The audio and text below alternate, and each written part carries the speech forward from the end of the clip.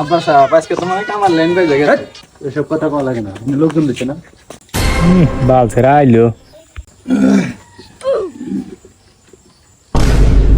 তুই এনে বসিস কে মান্য যখন ব্যক্তি হেরে দিছে তুই এনে বসিস আকিল কেন বলা বাতাস বলে সাথে ধর এমে ধর ভাই আপনি আসেন এনে বসেন বল সাহেব কি অবস্থা আপনার? এই তো ভালো এই তাই তোকে সমস্যা কি আমার কাছে খুলে কও একবারে মাদার সাহেব 2 মাস হলো করছি বিয়া দেখি এই বিটি শালি আমার ঘাস কাটবার দেয় এই শালা করতেছে বড় কি মাদার সাহেব কে রে তুই সাথে আবার মনে গেছিস কিসের লেগে এমে ধর তুই আমার সওয়াল তুই যে আমার হাতে ভাত নামিছ দা সেটাই নাই চামড়া দা ইষ্টর নাম তুমি খালি নামই মর্দা কামের বেলায় নাই আসল মর্দা তো সিএম তুমি যে কি কও না কামের বেলায় ঠন ঠন ঠন কথার বেলায় বড় ধন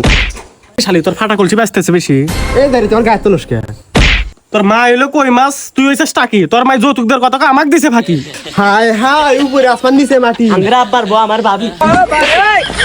এই নাংছিলে দি মাগি এই সওয়াল আমার হলে কি তোকে ভাবি কইলনি ব্যাগ খানি নিয়ে সারা বাংলা নাগাল হইছে এই তোরা কি থামবি নাকি নাকি আমরা চলে যাবো মাদার সাহেব তাহলে বিচারটা ফয়সালা করি নাকি হ্যাঁ আমার পয়সা তো করে দেন একবার ঠিক আছে এই তুই যখন পরকে করছ তুই কি চোখাটের ওমর আসিল না এমর আসিলি মাদার সাহেব চৌকাটের মোরা ছিলেন এই তাই তো কোনো কথাই নাই তুই 10,000 দিবি আমাকে 10,000 দিবি বুঝছা জানা শেষ